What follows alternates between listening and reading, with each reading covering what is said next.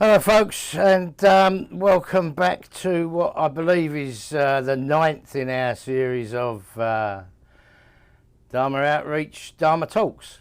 Marshall's back with me this week, and we're fortunate enough to have a in-person guest this week, so welcome Dan. Thank you very much. Well, I guess Dan, we'll start off from the usual way we start off, and just ask you if you can just tell us a little bit about your Buddhist-based practice, if you like. Okay. Well, I got into the ideas of Buddhism sort of accidentally. I mean, I was raised. I had no religious background of any kind. Nothing spiritual. Nothing. Not necessarily anything unspiritual to say, but my house was just growing up. My parents had a very scientific approach to everything, and I learned that, and I still hold on to that. I value that very much. So I had gone through my life, and spoiler alert, I'm in recovery, and trying to get clean took a long time.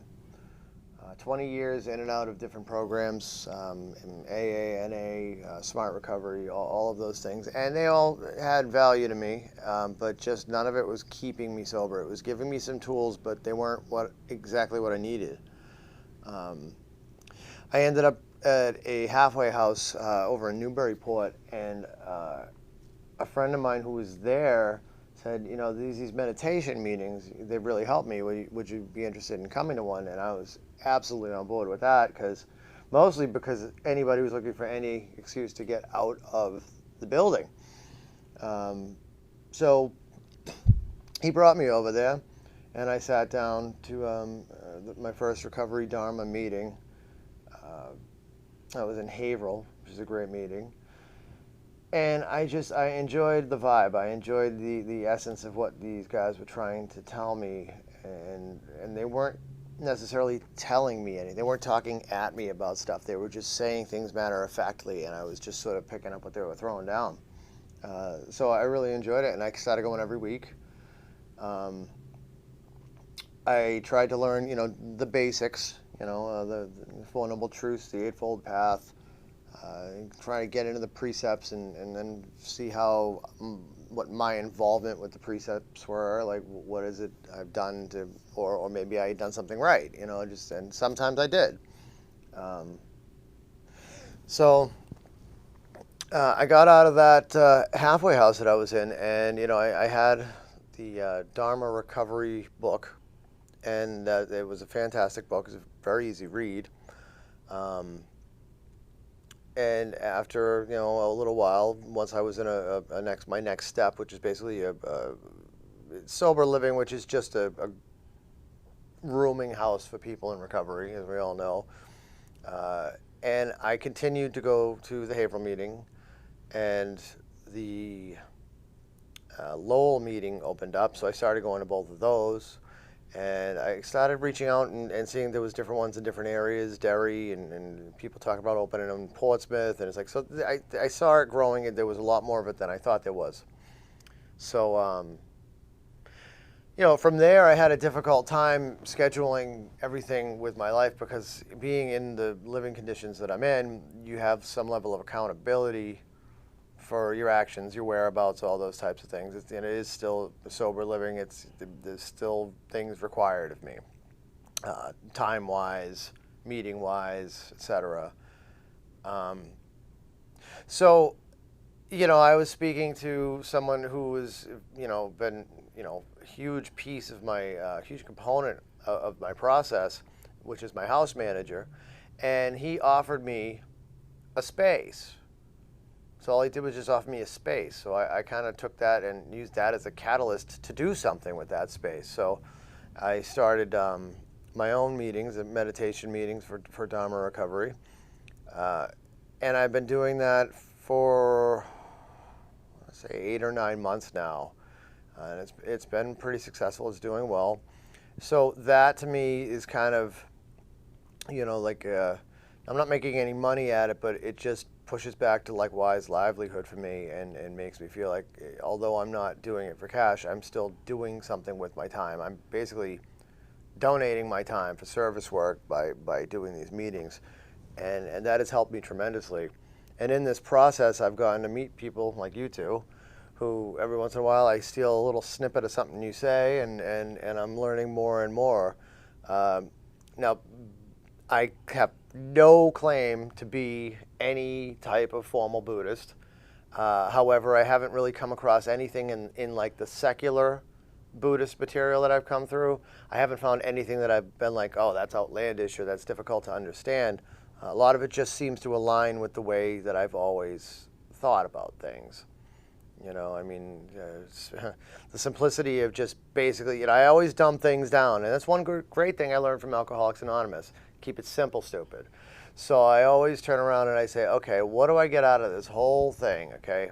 Four Noble Truths and then the Eightfold Path. And I say to myself, okay, well, the Four Noble Truths, okay, stuff's gonna suck sometimes, you know, and then the Eightfold Path, just try not to be an asshole. And I was all like, I can get on board with this. I'm like, I like this.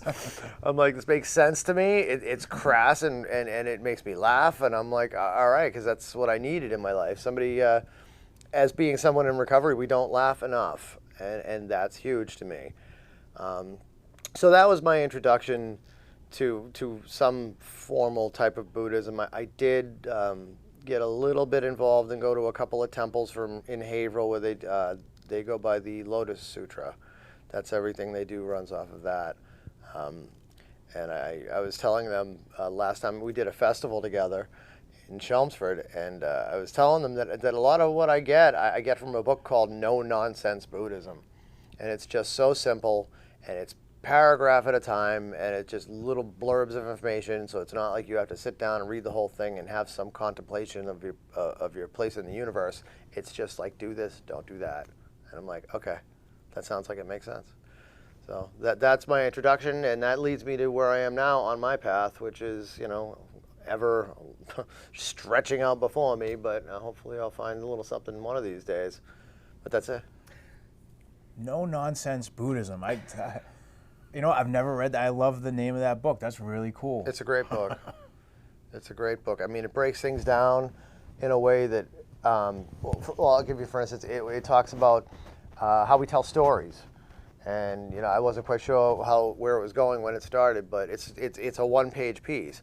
And he gives the example of, say you're driving a car, and somebody cuts you off, and your instinct is, son of a bitch, yeah, I you hate bastard. that guy. Right, I hate this guy, you know, he just decided he wanted to cut me off because he hates me, and people will go deep with these stories and think of and build these giant piles of resentment shit. So, but at the end of the day, the only thing you know is that a car pulled in front of you. That's all the information you have. You don't know, you know, if he was thinking about you doing it maliciously. You don't know if he just was being oblivious and did it. You have no idea. Maybe the kids were kicking the back of his seat. Maybe his mom was in the hospital. He was told she had 15 minutes to live. Maybe he's having a stroke. You just don't know. So making up all these stories is something that we tend to do on a daily, moment-to-moment basis, because of the fact that it's, you know, this is more of a psychology bit, but it's just the fact that we want to know, we want to have some sort of like end game. We want the solution. We want to have knowledge of almost everything. And when a situation with little bits that we don't have comes into play, it's kind of human nature to want to fill in those bits that we don't understand. So we fill it in with that asshole cut me off on purpose. Yeah, You know? so like confabulation almost, like, and I will admit that I may be the captain of confabulation. Oh, I'm guilty. I'm guilty all day. You know, but I think for me though, I didn't understand that. well, no one was talking to you, okay? So sorry about that. I think that the biggest thing about that is awareness. You know, so many things come back down to awareness. And when I feel myself, when that guy cuts me off, go, oh, you know, and I say, okay, I shouldn't have done that. But the most important thing is I'm aware. So many people seem to go through and have no awareness that they're going off on tangents and off the deep end about, you know, so many things that really don't involve them at all. you know. I mean, again, I live in a sober house. There's 26 guys in that house. Stories are made up on a daily basis. There's drama that goes flying through the house all the time. It's pretty entertaining sometimes when you could just sit back and watch and just say, I have no piece of this. I don't want any piece of this. And that's enough. But being aware that you're doing it, that's like at least half the battle. That's how I look at it. Maybe it just makes me feel better because I do it. I don't know, but I like to think so. So, Dan, would you? It's been really interesting listening to you. Would you agree then that the benefit you've got from this involvement with Buddhism via a recovery program is very much practical? It's very practical based. It's not a it's obviously not through a study of any kind of sutras, teachings, or anything like that. Would you agree that what drew you to it was the practicalities of it, the fact that it Absolutely. Right. Absolutely. I mean, every week I say I'm not going to rant, and I'm not going to rant this week. Go for it. I love to hear it. But that's very. It's something I've been aware of for a long, long time, and you know, all I'm going to say on the subject is really that, you know, folks can learn as many different sutras, scriptures, call it what you will. They can learn as many as they want. But unless you can put those teachings into a practical use, I question what use it actually is. So that's, yeah, it's heartening for me to hear something like that, because I've been saying that for many years. And it is it's the practical benefits that are the real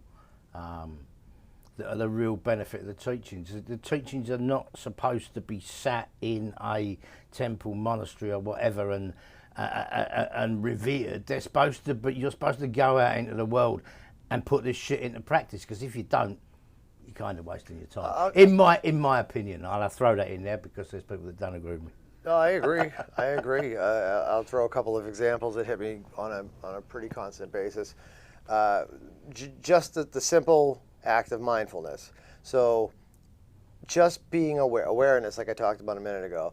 So shutting off the lights in the room when you're not in it, throwing it in the recycling bin instead of the trash bin. These are simple little things. Just you be mindful about your action, always trying to do the next right thing all the time. If you always think that, you're going to end up doing it most of the time, you know. But on a more personal note, I had that hip surgery. I had my hip replaced back in June, and now that I'm off the crutches, I've been off the crutches for a couple of months now. It only took a month to get to that point. But I have to constantly be mindful of every step. Every single time I take a step, if I'm like turning a corner, I have to be mindful of how I turn that corner. So I don't think I necessarily started doing that saying, okay, let me focus, let me like read up on how to be mindful so I can pay attention to when I'm walking. I just literally simply just, okay, the practical use. So as to not re-injure myself, take a little bit of thought into, okay, I know if my hip goes that way, it's gonna hurt for 3 hours afterwards. So I don't do that, okay? Just don't. Go in a straight line. And when you turn, go slow, turn your leg this way and then the other one. So for what it is it's almost like it's almost like a little bit of a gift that the universe has thrown at me. It's like, well, okay, the universe is saying, hey, broke your hip, sorry about that, but it's going to make you pay more attention, so here, have that, all right? You happy now? And no, I'm not. But it's a nice little tool that I'm using. So that's a practical way that I actually apply just mindfulness, just as one of them, And I was just thinking about what you were saying, and your application of mindfulness in getting this surgery, and then being mindful of every step, so not to re-injure your hip. That's like Buddhist practice in a nutshell, in mindfulness practice. Whereas we're being mindful as we go through our lives so that we don't create situations that are going to flow back on us, and cause us more suffering and harm, and cause harm to others, and that's where the mindfulness plays into everyday activity. There's books and books and books about that, but simply put, is that's the practice in itself, and as being people that struggle with addictions and things, the avoidance of the substances it's a mindful action, of avoiding those types of behaviors, in our own lives, like the subconscious behaviors, things that come and they just creep in unbeknownst to ourselves. So yeah, I really resonate with that. It is a, like he was saying, a practical use, and if it's also a very if it's really underneath, it's a Buddhist kind of principle as well, like that act, and that's perfect. I mean, it literally, the good thing about it is as I'm paying attention to my steps, as other things arise, come from the left, from the right, you don't know where the hell they're coming from, you are in that mindset, so you can mindfully approach those things, like how to deal with it. Like as I'm walking out, when I hear guys starting to tell the stories about people, I'm able to just, I'm mindful of where I'm walking. Maybe I should just keep walking. Mindfully walking away from the chaos. Yeah, and it, it really applies to that, and when I'm driving. Like I said, I know I gave you the example the guy gave in that book, but for me, I literally apply that when that guy cuts me off. I can say, I read about what just happened, and what did this guy do? And this guy told me to do this, and just an awareness thing, I mean, it really is as simple as don't throw cigarette butts on the ground, don't throw a Coke can out on the street. I mean, I don't know, but those are small things. But I'm a huge proponent of the little things matter. They matter so much, because they all add up to something huge. And you could have a huge pile of cigarette butts, or you could have a huge pile of like some sort of serenity, whatever even that means. I'm not even sure at this point, but it's supposed to feel good. So I guess if I feel good, that must be it. So yeah, no, there's a practicality behind being mindful, and I think that's all backed up by the whole intention thing too. It's, if you have to have an intention to be mindful, at least early on. For me, I feel like so many people just try mindfulness practice. I have some people in my group who are great, and they're doing an amazing job, and they work through mindfulness meditations, and they enjoy them. But it's not always their intention to use it elsewhere. So it's like you have to have the intention to be mindful in the beginning. I'm sure at some point it becomes second nature. I'm not there, but and I don't know that I think a lot of people are not there just yet. So it's difficult. So I mean, if you take that step back and do the intention part of it, of course, I feel like all of the Eightfold Path, they're all just facets of this. Obviously, that's why the Dharma wheel with the 8 spokes on it makes perfect sense. They're all part of the same wheel. They all have to be used in conjunction with others. These are the things that I'm learning. And again, though, to bring up the practicality, I'm learning these things mostly in practical ways. I'm learning it as they affect me, and I'm like, oh, okay, well, if I had done this and this, that wouldn't have happened. So if I use that spoke and that spoke of the wheel, I would be fine, And that usually leads me to other ones, which always I'd be right back at the end, right back to wise concentration, and where I can just meditate on all the things that I did and all the things I feel that I should have done. Not in a regret way, not in a shameful way that I didn't do things, but just like, okay, how could that have been done differently? And now I have to learn from this. If I didn't learn from my stupid mistakes, I'm doing it wrong. I speak for myself when I say that, but I learn every day, and I love learning every day, and it's an amazing thing. So I just I just do these meetings, and I try and get it out there to people, and some people receive it very well. And again, that's just part of my involvement with the Eightfold Path, is just trying to give back and trying to be of service to others. So I'm trying. You literally just mentioned service there, Dan. Now, I know you do a lot for other people, and you obviously see that service element coming into the right livelihood element, yeah? Mm-hmm. Yeah. It's interesting because it was one of the biggest reasons I left Thailand after 11 years was a service issue. It was an issue of not being able to give enough back. But I think the other thing about your story, Dan, that I find so fantastic, is that you're someone, and there are plenty of others, but you're someone that's come to recognise the benefits of Buddhist teachings not from a typical avenue, if you like. So you've come to them via a Buddhist-based recovery program, and I think it's really kind of heartening for me to see how many people are actually doing that now. And I'm not trying to. I have no interest in whether anyone calls himself a Buddhist or a banana. I don't care. It really doesn't make any difference to me. It's all about the practicalities for me. But I do find that quite heartening because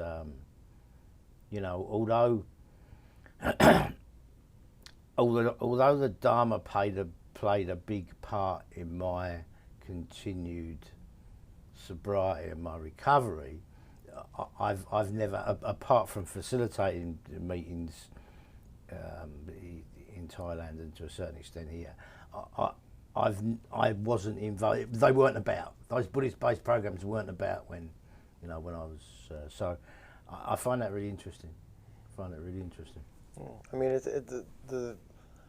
that's why it's working for me though, because it's like it just makes sense, and it's coming from. I mean, if we go to the label thing, I know Buddhist banana, whatever it might be, the label that, for many years people told me I'm an atheist. I'm like, okay, I guess I'm an atheist. That's all right, fine. And then it was like, well, you might be an agnostic. I'm like, what? Why? What? I'm like, and then they're like, well, now you have to call yourself an agnostic atheist because you're a not knowing non-believer. I'm like, whoa. I'm like, wow, you're hurting my head. I'm like, so I might go with banana from now on because that seems to be a hell of a lot simpler. And I can at least get a laugh out of it when I say it. But, I mean, if I have to be labeled, if you really look at the structure of it, yes, I guess agnostic atheist works just because I don't believe in a God or a higher power in the sense of a being that controls anything. But then there's the agnostic side of it, which I understand this label a little bit better now, but it just basically means I don't know. Because I'm not saying there is or there isn't a God or gods or whatever. That doesn't matter to me at this point. And that's what it comes down to. Another piece of my recovery is also stoicism in some ways. And stoicism, at we the could end have of a the day, big long conversation about that. Well, at the end of the day, it doesn't matter. And that's the beauty of stoicism, okay? And I've read a couple of things in some Buddhist readings that I've come across in regards to, say, like alien life. And the scientist in me says, well, I mean, if you take like the Drake equation and you know all these things and you try and factor in all the different variables of existence that we are in understanding of, that there is like a 99.999% chance that there is alien life out there. Are they going to get to us? That's not really the point. But is there other life out in the universe? Probably. Probability says yes. But I've read that the Buddhist ideas, or some of the Buddhists, I know there's many different divisions of that. Some of them just don't even bother wasting their time thinking about it because it's not worth it. And you know what? If an alien comes down, oh, look, there's an alien. Well, no aliens come down. You're gonna go, oh, I wonder if there's an alien. That's a lot of wasted thought, a lot of wasted time. Yeah, I think. I didn't mean to take it to aliens. I don't. No. We love when we go to aliens. I would happily go into my alien conspiracy theories, but I'm not. Oh, this is probably not the time for that. You're holding it back. I can see. That's good restraint. That's good. It's interesting though that when we get right down to it, the only thing the historical Buddha ever taught was suffering and the end of suffering. He never actually claimed to teach anything other than that. No.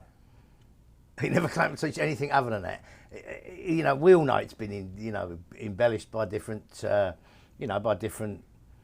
different schools of thought still under the heading of Buddhism, but that's basically all he ever taught. He never really claimed to teach anything other than that. Which again makes me smile when we now have got this flourishing Buddhist-based recovery communities, because if that's not suffering and working towards the end of suffering, then I don't know what is. Yeah, as people in addiction and substance disorder, we have that built-in suffering that we can identify. See, that's one of the beauties of being a person in recovery, is you had something happen to you. You know, we've had an issue that happened to us, whatever substance or whatever process addiction, whatever the addiction is, whatever you just felt you needed to use to ease your pain or to make yourself feel better about life or whatever it might be. Now that we know, like back to the awareness thing I was talking about, we know that this is a problem with us. We know we have these problems. I feel like most of the world goes around and has these exact same problems and has no idea. But coming to grips with, okay, I can't work 90 hours a week anymore. It's killing me. I can't drink, 5 gallons of vodka a night. You know what I mean? I can't go shopping, 10 times a day because I'm poor. I'm going to be out on the street. This is the end results of some of these can be. But there's people that aren't aware of it and just push forward and just keep living their lives that way. And then there's people like us who are in recovery, and it's just we have a different view of things. Even people in AA and all those other programs have an awareness that they have a problem. At very least, you could just say that they know they have a problem, as opposed to so many who don't know they have a problem. So you just keyed in on something and I've never really looked at it that way, but you're right. People that struggle with addiction issues and are working, on their recovery, they understand the craving aspect and they understand the craving as suffering aspect as well. Mm-hmm. And that's really insightful. Whether they know that's what they're seeing or not, that's what they're doing.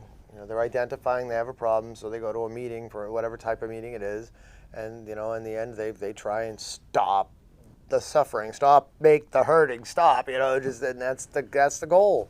That's the goal of all of this. Recovery is a very strange and fickle field for us to all kind of be in. But that's what it is at the end of the day. And I mean, that's why I got involved with, I do service work at every meeting, AA meetings, NA meetings, Dharma meetings, whatever it might be. With Dharma, I kind of keep those meetings alive. There's help that I get from some great people in the group, but there's that. I always focus on that. And then there's AA meetings I do a lot of work with, and just my awareness is like trying to make me do all these things. I'm like, okay, I have to do these things. And then like going to school for like my late act 2, because I want to work with people that have these, I was trying to figure out what I wanted to do. I was told I could go to school for anything, and I was like, okay, fine. I'm 44 years old. I'm like, what the hell do I want to do? And I'm like, can I be like a rock star or something? And I don't think that was on the table. So I said no. So I ended up trying, I'm going for late act 2. I'm going to get my recovery coach cert too, though, because I think it's a good place to start. And recovery coaches can be very useful in a world where a lot of people think, they have the AA mentality, or they think they need the AA mentality. Nothing against AA. I go 6 days a week to AA, so I'm nothing against that. But the whole sponsor idea, I feel like recovery coaches are a really viable alternative to having to get a sponsor. Your neighborhood recovery coach right here, See what I'm saying? What would we do without you? And seriously. So that's a huge deal. So I think that's a good field to get into, and I think that. But as a result, too, me being in recovery shines a light in my head on the issue. I give a great example sometimes, and this is I hope there's no people that love this man, but Michael J. Fox has Parkinson's disease and donates money to Parkinson's disease and does all these things. But really, and this isn't a bad thing about him, but did he really have much concern for Parkinson's disease when he didn't have Parkinson's disease? I mean, it wasn't it wasn't a blip on his radar, So nothing against him in particular. It just kind of goes to that human thing. It's like when something affects you, you have more insight into what the hell it is, and it makes it easy to be able to share that insight. So I mean, some guys are like, oh, I did this much this, I did this much that, I got arrested, I did this, and I'm like, yeah, you're reading off of my script? I'm like, okay, yeah, I know what you're talking about. I'm like, I get it. And that's the other key word that AA uses a lot is identify. It's like not compare, identify. So I was like, all right, did you identify with that? I certainly did. And that's a big part of it too. So I kind of take as you probably gather, I sort of bastardize all the programs that I go to, and I sort of mesh them together. And what I end up with is a Dharma group, which is a little different than all the other ones I've been to. We randomly do speaker meetings. These guys both spoke for me a couple of months back. That was really good.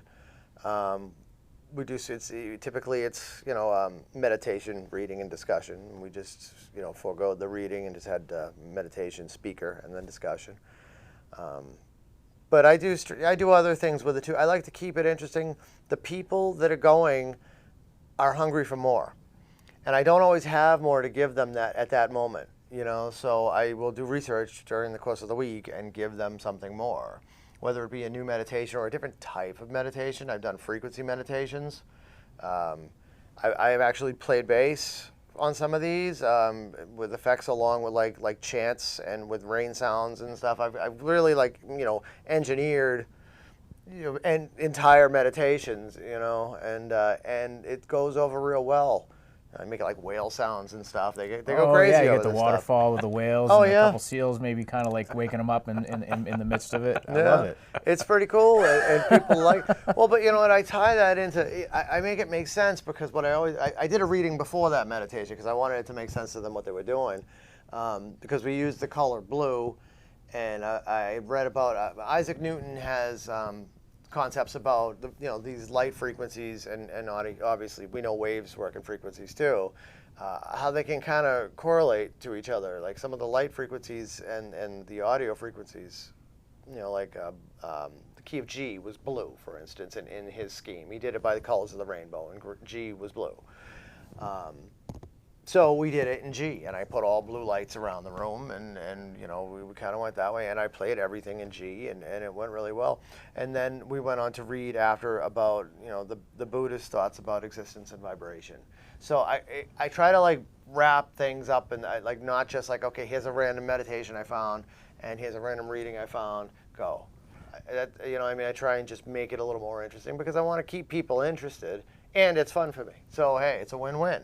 Yeah, for sure. Yeah, and definitely. it's especially, like you say, keeping people interested. That's the thing. Mm-hmm. So I do have one more thing to say. I just want to talk about your compassionate heart and service. I put out a post on Facebook one day. A friend of mine needed a car so that they could take their permit test, a person who had been incarcerated for quite some time. And out of everybody, of my 3,000 friends, you were the only person that responded, showed up with your car, let him use your car so he got his permit that day, man. And that stands out. You definitely stand out as a person that has not only a compassionate heart, but a heart of wisdom. And it's always good to spend time with you and see all the great stuff you're doing. I appreciate that. Thank you. That was when he needed that. It was just I could just totally see myself in that situation. And when nobody's around to help you, it's just okay, somebody's got to jump up and do this. And I was really kind of surprised nobody else said anything. I really would have thought it. Surprised, not surprised, but Okay. Well, it is what it is. Sometimes people just want to be on their own, doing their own thing, but he needed something, and this is the way I look at it. If there's something I can do for somebody, and it doesn't harm me or anyone else, I'm down. I'm right there is a very practical application of the Buddhist teachings. That's what it comes down to every time. It's my secular Buddhist take on everything. Got to be practical, you know. So for sure. Well, Dan, I'm sorry, I don't want to stop you. I'd like to carry on, but we're already over time.